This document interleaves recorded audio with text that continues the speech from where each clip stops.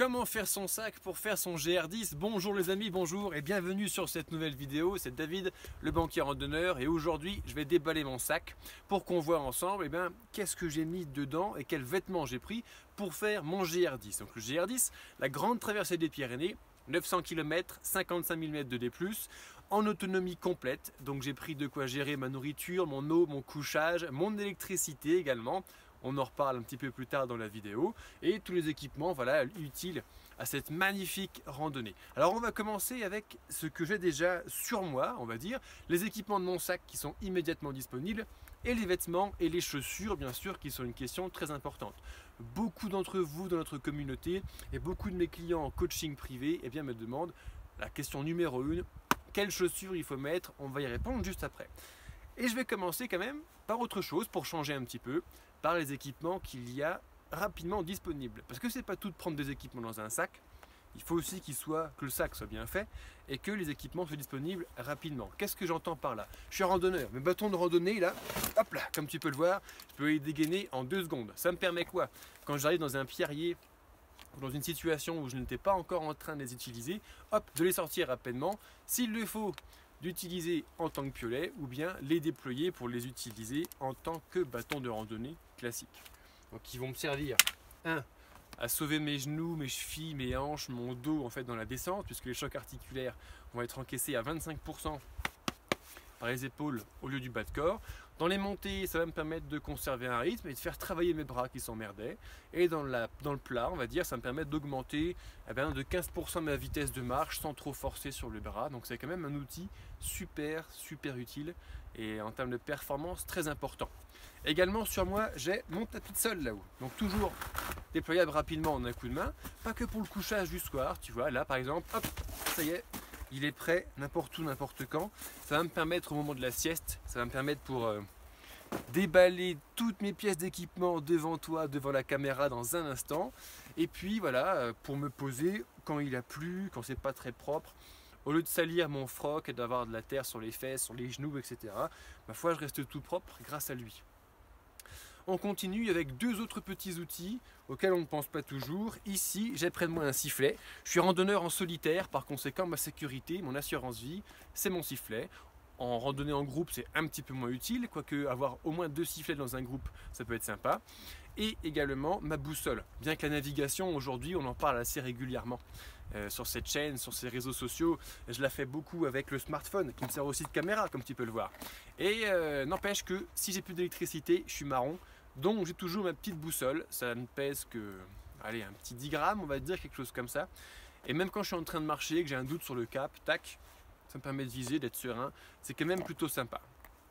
Ensuite, sur mon sac, j'ai une petite poche ventrale. Ici, je ne sais pas si elle est déjà dans le champ de la caméra ou si elle est un petit peu trop basse, à l'intérieur de laquelle on va retrouver en cas d'urgence, pour faire un petit feu, un briquet. J'ai également du fric. Alors GR10 haute montagne de manière générale, en termes de fric, va pas falloir compter sur la carte bancaire, hein. Donc prends du cash, parce que plus tu montes haut en altitude, moins ça capte, et plus les refuges, les points de ravitaillement dans lesquels tu vas te ravitailler ne prendront pas la carte bancaire. Donc par conséquent, pense bien à prendre du cash, hein. Quelques centaines d'euros en cash, bien planqués bien sûr, ça peut être plutôt sympa. Et attention, parce que le rechargement en cash, c'est que dans les grosses villes, dans les villes, on va dire, avec un DAB, un distributeur automatique de billets. Donc tu pourras te ravitailler en cash pour pouvoir te ravitailler en nourriture que les X nombre de jours. Ça, c'est à anticiper. Avoir une petite réserve sur soi, ça permet d'être serein vis-à-vis du ravitaillement, quoi.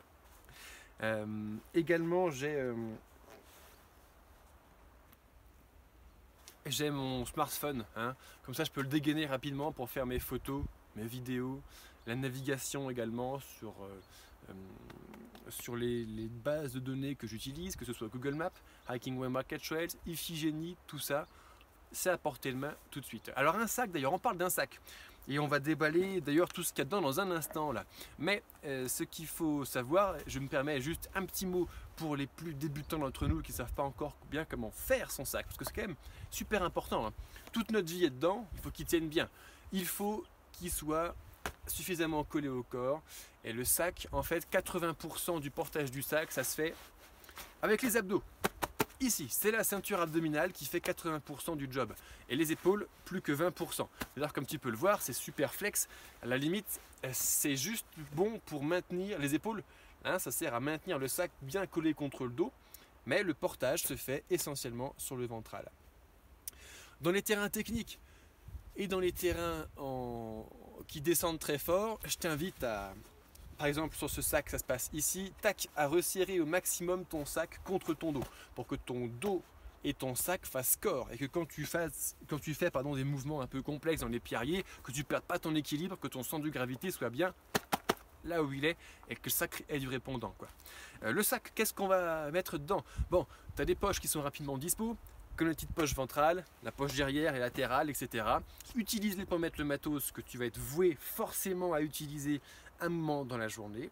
Et puis la poche principale, la grosse poche, au fond on va mettre le lourd, le plus près possible du dos et le plus au fond, ici. Le couchage également que tu vas utiliser que ce soir, eh ben, tu le mets au fond de ton sac et le reste tu le gères un petit peu comme tu veux. Également sur moi, j'ai toujours mon couteau pour couper le fromage, le saucisson, le pain, etc. Ça peut toujours servir, ou un petit bricolage rapide de bivouac.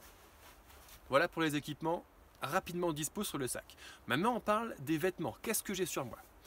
Alors on va faire de bas en haut, hein, pour faire simple. Je commence avec mes lunettes de soleil. C'est pas vraiment un vêtement, je sais, mais on est ici en haute montagne quand même. On fait régulièrement des passages à 2000 voire 2005. Tu peux aller chercher des sommets à 3000 mètres. Donc le soleil cogne plus fort qu'en pleine.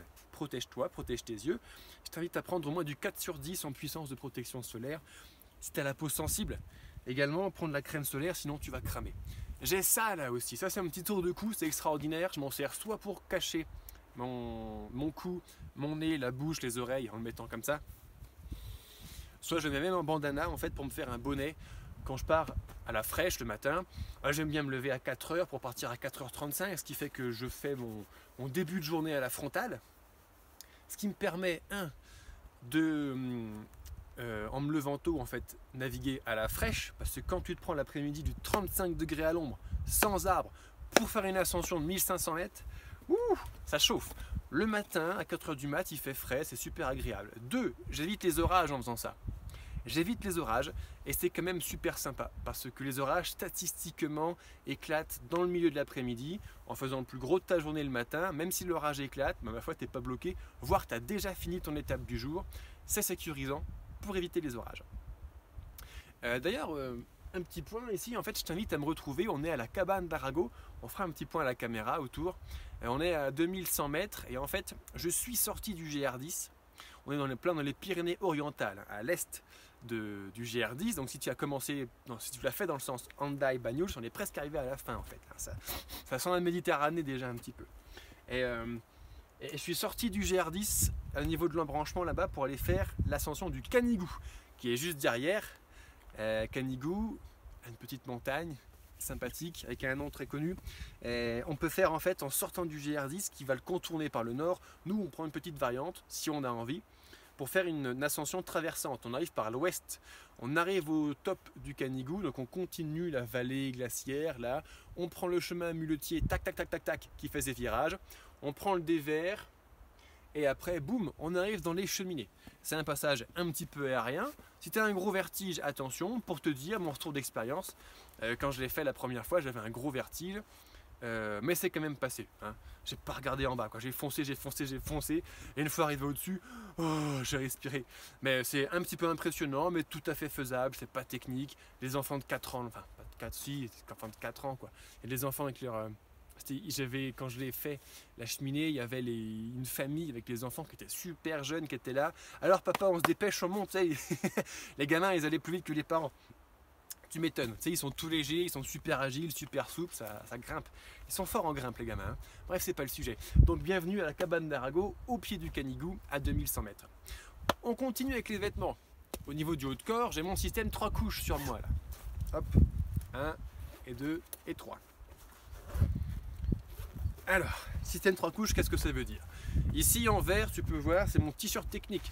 C'est un t-shirt de trailer, parce que l'objectif numéro 1 dans le système 3 couches, de la première couche, hein, c'est la peau, c'est la respirabilité.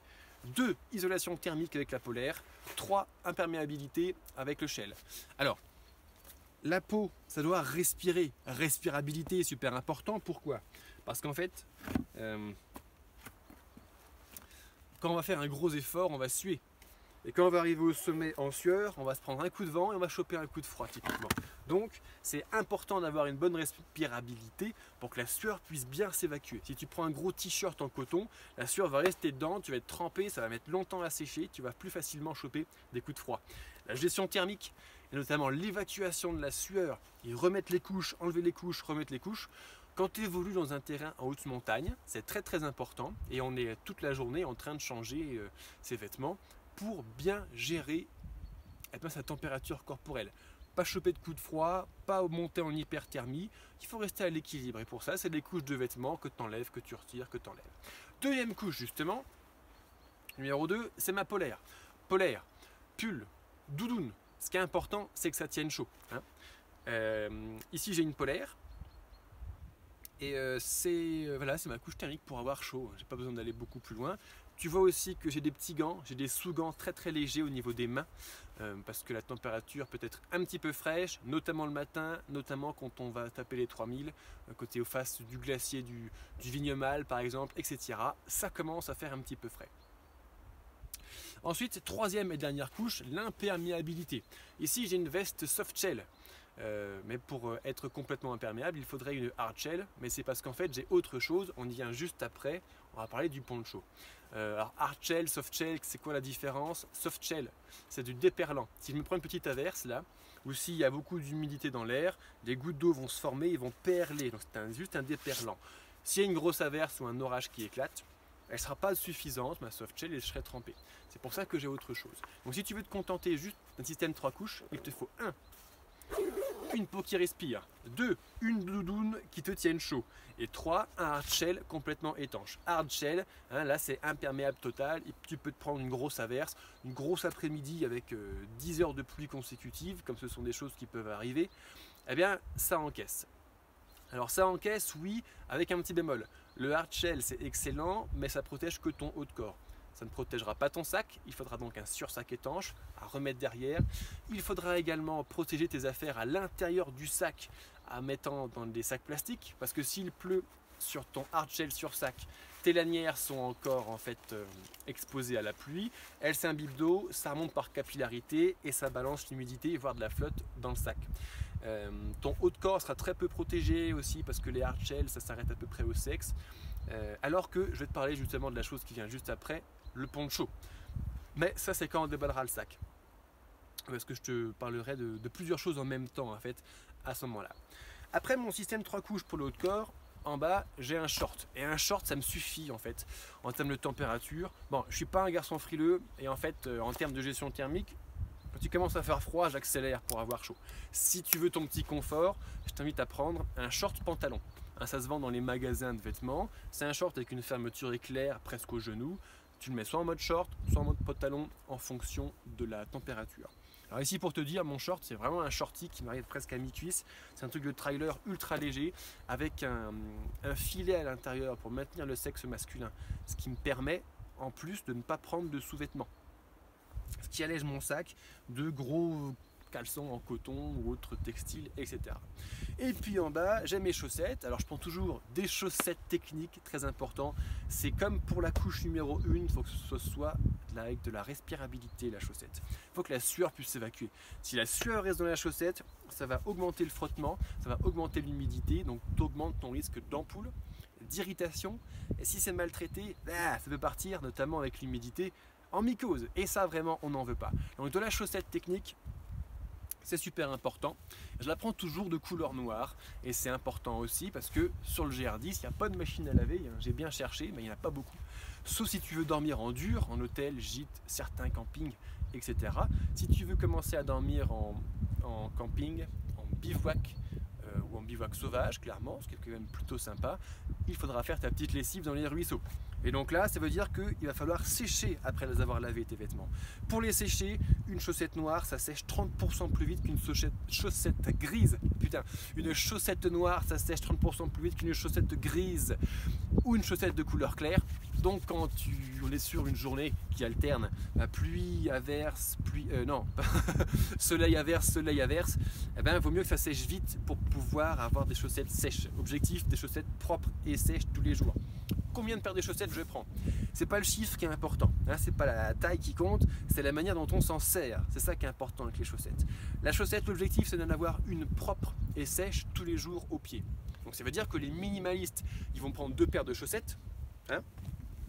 Ils vont avoir une paire au pied et une paire en train de sécher et en permanence, et ils tournent bim bim bim bim. Alors c'est très bien, cependant c'est un petit peu léger. S'il pleut un jour, 2 jours, 3 jours d'affilée et que tu as du mal à faire sécher tes paires de chaussettes, comment tu fais? Bon, t'es marron. Donc le top, c'est effectivement d'en avoir que 2. Pour avoir un petit peu de sécurité et être sûr de ne pas avoir des chaussettes mouillées à un moment, eh ben, tu peux en prendre 3, 4. Le chiffre, je te le laisse décider. Plus tu en prends, plus ton sac va être lourd et encombré. Ah, et par contre, plus tu seras en sécurité pour avoir des pieds propres et secs. Si tu aimes cette vidéo, d'ailleurs, je t'invite à me laisser un pouce bleu. Ça me permet de me faire connaître, de mieux référencer la vidéo. Ça serait quand même super sympa de ta part. Également, je t'invite à t'abonner sur cette chaîne YouTube David Blondeau ou rejoins-moi sur la page Facebook Le Banquier Randonneur ou l'Instagram Le Banquier Randonneur, c'est comme tu veux. Allez, on continue maintenant avec les chaussures. Les chaussures, question super importante. 2 types de chaussures déjà. Est-ce qu'on va prendre de la montante ou de la basse? Excellente question, je vais te dire ça dépend. Si tu es débutant ou si tu es expérimenté. Si tu es débutant, va directement sur la chaussure montante, de la chaussure haute. Elle va te verrouiller la cheville, ça va te sécuriser. Sur le GR10, on parle de marcher à nouveau 900 km. 55 000 mètres de dénivelé positif, autant de dénivelé négatif. C'est quand même un beau bébé. Dans les randos long cours France, ouais, c'est un beau morceau. C'est vraiment un beau morceau. C'est peut-être même le plus gros morceau. Parce que le GR5 il fait 2500 km, mais il fait de la haute montagne. Le GR5 alpin, on n'est que sur même pas 600 km de haute montagne. Donc en fait, le gros bébé de la randonnée française, des grands chemins de randonnée français, c'est le GR10, la grande traversée des Pyrénées. C'est une expérience extraordinaire. Tu fais ça en fonction de ton niveau de forme, ta vitesse, en 2 petits mois, on va dire. Hein. Les bons marcheurs, vous allez faire ça en 45 jours, on va dire. Et puis, ça monte. La Fédération française de rando, elle préconise 54 jours, 54 étapes dans ses topo guides. Et puis, il y en a qui le font tranquillou en 60-65 jours. Ça dépend de ta forme. En ce qui me concerne, moi, mon GR10, avec ce sac dont je suis en train de te parler, je ne t'invente pas n'importe quoi. Les chiffres que je t'annonce, c'est ceux que j'ai moi-même vécu, fait. Et je fais toujours les choses avant d'en parler, parce que les gens qui ne savent pas de quoi ils parlent devraient fermer leur gueule. Je pense que le monde serait beaucoup plus beau comme ça. Et moi j'ai fait en 41 étapes mon GR10. Je me suis fait plaisir, j'ai fait des petites ascensions comme le Canigou par exemple, le Carlick, le Néouviel, le Vignemale. Voilà, j'ai pris mon pied. J'ai pris aussi une demi-journée de repos quand je me suis fait mordre par un chien de berger. Et cet enfoiré m'a percé le mollet, ça pissait le sang, ça faisait mal. Donc moi j'ai pris du repos quoi. Et en tout avec les jours de repos, j'ai mis 48 jours pour le faire, donc 41 jours d'étape marché. Alors je précise aussi que mon GR10, je l'ai fait dans une randonnée très long cours, puisque j'ai fait ça en 2017 et j'ai marché lors de mon expédition en France-Iberia 5000 km pendant 6 mois en solitaire. 5000 km dont les 900 km du GR10. Si cette histoire t'intéresse, je t'invite à aller sur mon site Le Banquier Randonneur, dans l'onglet vidéo, ou sur ma chaîne YouTube aussi dans l'onglet vidéo, c'est la playlist France-Iberia. Avec mon smartphone, toutes les semaines je me filmais. Et c'est marrant parce qu'au début je pars, je venais de me raser 3 mm partout, puis j'arrive 6 mois plus tard avec une beubare comme ça, les cheveux longs, et on voit l'évolution de... Voilà, tu pars marcher 6 mois, 5000 km, qu'est-ce que ça fait? Eh bien, réponse en vidéo. Bon, c'est un peu hors contexte ça. Maintenant qu'on a parlé des chaussures montantes pour les débutants, on va parler des chaussures un petit peu basses pour les plus expérimentés, les confirmés. Il te faut déjà une bonne paire de dizaines de sorties en haute montagne, l'habitude du pierrier, il faut que ton pied soit fait ou que tu trailles régulièrement. Pas que tu cours. Si tu cours sur bitume en genre marathon, on court à plat sur un terrain facile, c'est pas la même chose. Il faut que tu aies vraiment l'expérience trailer ou randonneur de pierrier de haute montagne. Le terrain est technique, ton pied est en permanence en train d'être tourné, ça sollicite très fortement la cheville. C'est pas la même chose que que du bitume, une belle plaque de bitume sur 42 km, à la limite, c'est plus simple que 30 km ou 25 km sur du pierrier, surtout qu'avec les dénivelés qu'il y a autour, qui sont quand même plutôt sympas aussi. Hein. Une journée de haute montagne, voilà, il faut encaisser 20-25 km et 1000-1500 mètres de D+, tous les jours. Et sur le GR10, pendant presque 2 mois. Donc ça commence à peser quand même. Hein. D'ailleurs, même si j'étais déjà assez expérimenté, on va dire, en termes de randonnée lorsque j'ai fait mon GR10, j'ai quand même pris des montantes parce que je me suis dit, avec 45 jours de pierrier, même si mon pied est fait, j'ai préféré me sécuriser, donc j'ai pris des montantes, des chaussures Renegade de chez Lowa, qui sont super confortables en plus. Pour les plus expérimentés qui veulent tenter, hein, j'y viens. La chaussure basse, alors chaussure de montagne basse, chaussure trail, minimaliste, barefoot, pieds nus, tu fais ce que tu veux dans la redescente vers la nature, quoi, en quelque sorte. Il faut y aller progressivement et ça se fait. Hein. La même marche d'approche, les petites marches que j'ai fait, notamment pour tourner ce genre de vidéos hein, que je partage avec toi, je les ai fait sur mes chaussures trail, la XT6, hein, la Keep Run de chez Kalenji. Ça se fait tout à fait. Et maintenant que j'ai une forte expérience haute montagne, j'ai plusieurs milliers de kilomètres de haute montagne, donc mon pied est fait maintenant, avec de la chaussure trail ça se fait. Demain je refais le GR10, je le refais en chaussure trail, ou encore un petit peu plus minimaliste, mais bon. Voilà pour les chaussures, un point très important pour la randonnée bien sûr. Nos pieds, amis randonneurs, amis randonneuses, c'est l'organe principal pour faire ce GR10, donc c'est important d'en prendre soin. Bon, maintenant on va descendre au sol, je vais sortir toutes mes affaires, et puis on va voir le reste de l'équipement, le couchage, l'électronique, la pharmacie, l'hygiène, on va voir ça ensemble dans un petit instant. Mais avant, si tu veux aller encore plus loin, là je t'offre cette vidéo effectivement que je partage avec toi sur les réseaux sociaux, c'est plutôt sympa. Je t'offre également 1 heure de formation gratuite à la préparation de tes randonnées, que ce soit 1 pour le choix du matériel, 2 la préparation physique, endurance, reinforcement, HIIT, pour être prêt physiquement à encaisser le challenge sportif que ça représente, hein, un GR10 par exemple. Également, on va parler de préparation de l'itinéraire, quel moyen de transport pour arriver, où se ravitailler, où boire, où manger, où dormir, etc. Et puis on parle aussi 4 de compétences en haute montagne, justement comment utiliser ses bâtons, comment évoluer, comment marcher, comment utiliser son matériel, etc. On en parle en détail. Alors ça c'est le petit cadeau que je te fais, tu trouves le lien juste en bas, hein, 1 heure de formation gratuite. Et si plus spécifiquement, si tu regardes cette vidéo, c'est que tu as peut-être déjà une petite idée derrière la tête, tu es peut-être déjà en train de préparer ton GR10, que ce soit en tronçon ou un one-shot, à chacun son GR10. Eh bien, j'ai créé une formation, c'est la formation IGR10, donc tu trouveras le lien également en dessous de cette vidéo. Une formation qui te prépare sur plusieurs heures intégralement à tout ce que tu dois savoir sur les thématiques importantes dont je viens de parler pour préparer ton GR10 avec mon retour d'expérience. Allez, c'est parti, on descend au sol et on va voir un petit peu le reste du matos maintenant. A tout de suite.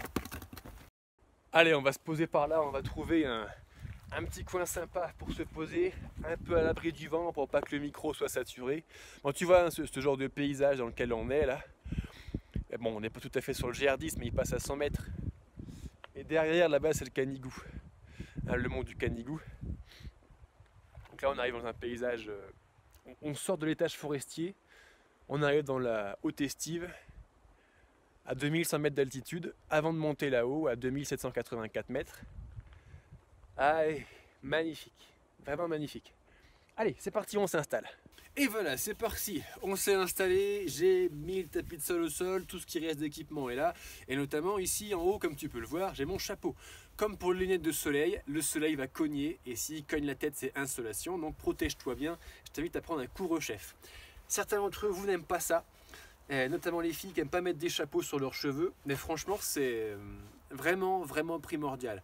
Coup de soleil sur la tête, en plus de déshydrater, c'est insolation, c'est fébrilité, nausées, vomissements, fièvre délirante, c'est vraiment n'importe quoi. Donc vaut mieux l'éviter, franchement ce serait plutôt sympa.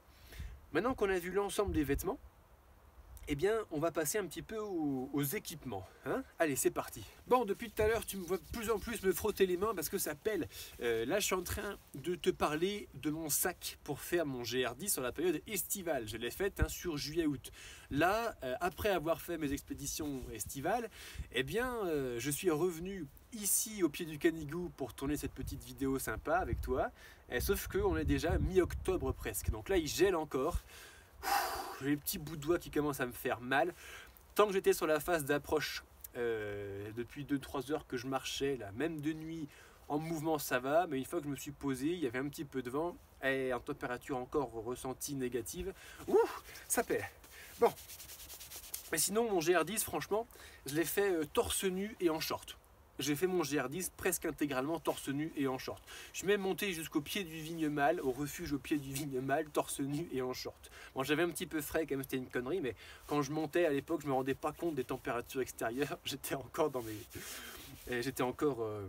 assez peu expérimenté en haute montagne à l'époque. Allez, c'est parti, on parle des équipements maintenant. Un équipement que j'adore tout particulièrement, dont je t'ai déjà parlé, ça va être la frontale. Pour partir... Alors pour vivre la nuit dans sa petite tente, c'est la frontale, et pour partir à 4 heures comme je le fais, à 4h35 plutôt, eh ben les deux premières heures et demie en fonction de la saison à laquelle tu vas faire ta rando, ton GR10, eh ben ça se passera à la frontale jusqu'à temps que l'aube se lève et que le soleil la remplace.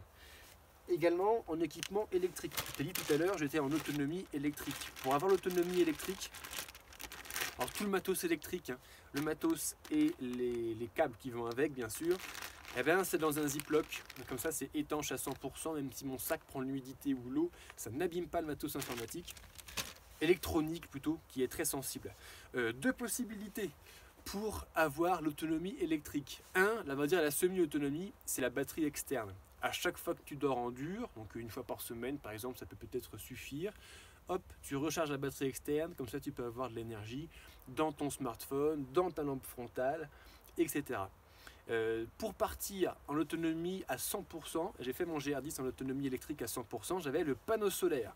Un petit panneau solaire de chez Frendo avec 2 battants qui se déploient, ça pèse à peu près 1 kg, c'est un petit peu lourd c'est sûr, c'est pas très pratique à ranger dans un sac, par contre ça t'offre l'autonomie totale.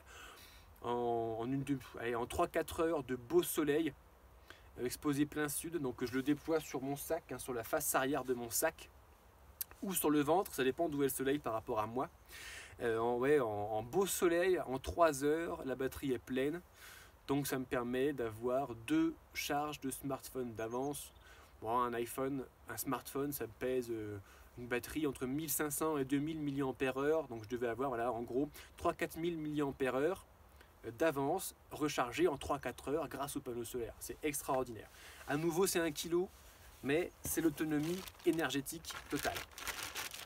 Un autre équipement qu'il vaut mieux pas que tu oublies, du PQ. Pareil, je range toujours mon PQ dans un ziploc. Ça permet que quand ça prend l'humidité, qu'il reste bien efficace. C'est de la cellulose, c'est extrêmement sensible à l'humidité. Donc comme ça, j'ai toujours les doigts propres en ce qui me concerne grâce à mon ziploc.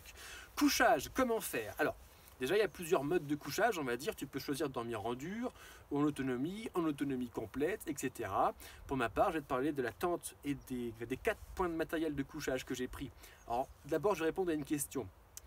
GR10, tente ou hamac? Alors tente, tarp, tous les systèmes pour dormir au sol. Excellente question. À partir du moment où on part en haute montagne, tu vois, là on arrive à 2100 mètres, il n'y aura plus d'arbres d'ici quelques instants. Et sur l'autre versant, pareil, il n'y en aura plus pendant un petit bout de temps. Quand tu arrives en haute montagne, après 2000 mètres, en gros, tu n'as plus d'arbres. Donc ça veut dire que ton hamac, tu le tends où? Bon. Donc je préconise pour le système de couchage, d'avoir un système de couchage ancré au sol. Tente ou tarp pour les plus minimalistes d'entre vous. Deuxième ouverture que je fais. On a vu la cabane d'Arago là. Dans le GR10, sur le GR10 et dans les Pyrénées de manière générale, il y a énormément de cabanes de bergers. Ce sont des petites cabanes comme ça. Donc on peut peut-être même imaginer faire un GR10 en cabane. Alors il faut bien par contre préparer son itinéraire avant, quoi. Ça veut dire que s'il n'y a pas de cabane à un endroit, il faut faire une grosse journée ou une toute petite journée. Ça met des contraintes sur l'organisation et sur ta performance également. Bon. Moi j'ai choisi de me mettre aucune contrainte et de vivre ma performance à 100%, donc je fonce, je ne me pose pas de questions, enfin je fais un point topo évidemment à la journée bien précis, à quelques jours d'avance, à la semaine et au mois, parce que le GR10, voilà, on part 45, 65 jours, on part une grosse cinquantaine de jours on va dire, en moyenne. Bon bah ça se prépare quand même, pour savoir à peu près à 5 jours près, dire à ta famille, à ton conjoint, ta conjointe, tes amis, à 5 jours près à quelle date tu vas rentrer. Typiquement, c'est ça. Ouais, donc voilà, oui, il y a plein de cabanes de bergers comme ça, où à l'intérieur il y a toujours un couchage, une planche de bois quoi. Hein. Il y en a certains avec des matelas, mais là, je te conseille d'y aller avec beaucoup de précautions. D'ailleurs, c'est comme les gîtes ou les refuges, quoi. Le problème, c'est les punaises de lit. C'est des petites bêtes, ça se fout dans les matelas. Tu peux pas t'en débarrasser. Ça te pique. Hein. C'est comme des moustiques, mais c'est horrible. Ça rentre sur toi, ça rentre dans tes vêtements, ça rentre dans ton sac que tu remets dans tes vêtements. Et à chaque fois que tu en as dans ton sac, tu en balances dans tous les endroits où tu dors. À s'en débarrasser, c'est une plaie et ça pique. Sur ça te fait 40 piqûres par nuit. Tu te grattes de partout, tu deviens dingue. Et pour les gens, les gardiens qui ont des refuges, dont c'est le travail, c'est une plaie, parce qu'une fois que ton refuge est infesté avec ces petites saloperies, c'est très difficile de s'en débarrasser. Et si le voisin du refuge à une étape à l'ouest ne fait pas le boulot, eh ben, tous les clients qui passent chez eux à chaque fois que tu ramènes ces saloperies. Donc c'est très compliqué. Et c'est pour ça, si tu vois du refuge, alors je dis pas que tous les refuges sont infestés, attention, c'est pas ce que je suis en train de dire, mais il y en a, et tout le monde le sait, il y en a. Et il y a des refuges, des cabanes comme ça, où il y a un matelas qui traîne depuis 15 ans dedans, moi je pose pas un petit doigt dessus, quoi. Hein. C'est sur les planches de bois, je remets mon matelas, le duvet, et c'est parti. Alors maintenant on arrive aux 4 points, effectivement. 4 points de matos, je parle justement de mon tapis de sol, comme tu l'as vu tout à l'heure, c'est un tapis de sol mousse, c'est suffisant pour un confort élémentaire, pour avoir plus de confort, mais plus lourd et plus cher et plus fragile, ça fait beaucoup de défauts à mon goût. Il y a les tapis de sol, les matelas gonflables. Hein. Ensuite, il y a le duvet. Alors le duvet, j'ai mon F0 Ultralight de chez Forclaz, de chez Quechua, pardon. C'est un duvet de montagne 0-5. Le duvet, ce qui est important, c'est la puissance thermique. Confort 0, extrême -5. C'est un tout petit peu surdimensionné, mais tu pars quand même sur une rando au long cours. Là, je l'appelle mon petit canard parce que c'est un vrai duvet. Hein. C'est un duvet de canard, quoi. Donc quand je suis dedans, je dors nu dedans, je suis chaud. On est bien, putain. D'ailleurs, là, je suis en train de me les peler. Là, je l'aime très fort, mon petit canard. J'ai très envie de me planquer et de rentrer dans lui, là. Qu'est-ce que j'étais en train de dire? Merde. Mon petit canard, duvet. Oui, ce qui est important, c'est la température. Et vu qu'on part presque 2 mois, il y a forcément, tu vas te péter un petit coup de froid. Hein. Entre 3 et 10 jours, tous les ans, il y a un coup de froid. Donc, avec des gelées blanches, voire de la gelée, voire des petites averses de neige. Même en plein été, en haute montagne, ça arrive. Hein. On est souvent à plus de 2000 mètres. Donc, on n'est pas en short et en tongs au bord de la mer. Hein. On est en haute montagne, il va y avoir un petit coup de froid. Donc moi j'étais sûr avec mon 0-5 de pouvoir l'encaisser et je l'ai largement bien encaissé pour être cohérent en termes de poids parce qu'il est très confortable certes mais il me pèse quand même 1,2 kg. C'est très lourd et très encombrant. Pour être cohérent en termes de poids, j'aurais à refaire mon GR10 aujourd'hui, je pense que je prendrai un 5-0.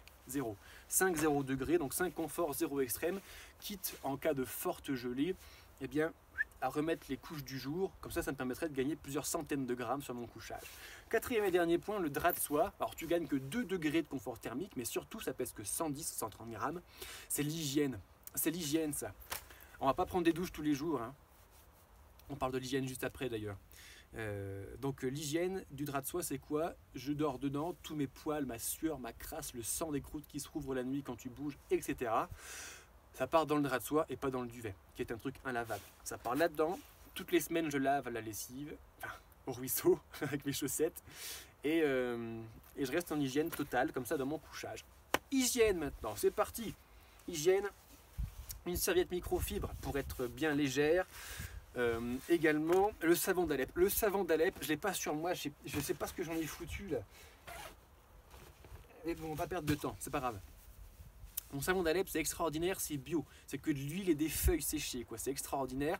Ça me sert de savon, de shampoing, de dentifrice, de liquide vaisselle, de lessive. Ça me sert pour toute mon hygiène. Donc je prends un gant et mon savon d'Alep, comme ça je suis bien clean. pour faire la douche de bivouac. Une douche de bivouac, c'est au ruisseau ou à la gourde. 35-40 centilitres d'eau, ça suffit. Ce qui est important, c'est de se laver les doigts, parce qu'on les porte à la bouche, le visage, à la bouche, à l'intérieur, bien sûr, le sexe et les pieds. Bon, le reste, ça peut attendre. Quand tu as un début d'irritation, lave-toi bien les endroits qui commencent à irriter, et puis c'est bon. Et prends une douche complète toutes les semaines, quoi, pour maintenir quand même une hygiène totale. Et à un moment, ça fait du bien, quoi. Quand tu commences à être gêné par ta propre odeur, aie conscience que socialement, pour les autres, c'est encore pire, quoi. Donc, quand même, prends soin de toi. Et puis, oui, GR10 et rando au long cours, on va partir 2 mois. Je prends quand même du dentifrice. Parce que le savon d'Alep, ça me sert de dentifrice sur les randos courtes. Mais à partir d'1 mois, on sent que ça n'enlève pas assez le glucose rapide sur les dents et que ça attaque encore. Donc le dentifrice est quand même plus puissant que le savon d'Alep. Et ma brosse à dents, customisée, je gagne 4 grammes et de l'encombrement. Donc j'ai coupé sa queue. Également en termes d'hygiène, on n'y pense pas toujours. Mais il va falloir se couper les ongles. Donc je prends mon coupe-ongle avec moi. Tous les 7 jours, coupe-toi les ongles. Sinon, il y a plein de saloperies qui se foutent dedans. Tu les portes à la bouche. Et beaucoup d'indigestion, de chiasse, en fait, sur les randos sont liés aux doigts qui sont sales. Tous les virus, les bactéries, les microbes, les germes qui se foutent sous les ongles, tu lèches tes doigts, et ben c'est pas très propre. On continue avec la pharmacie Ultralight.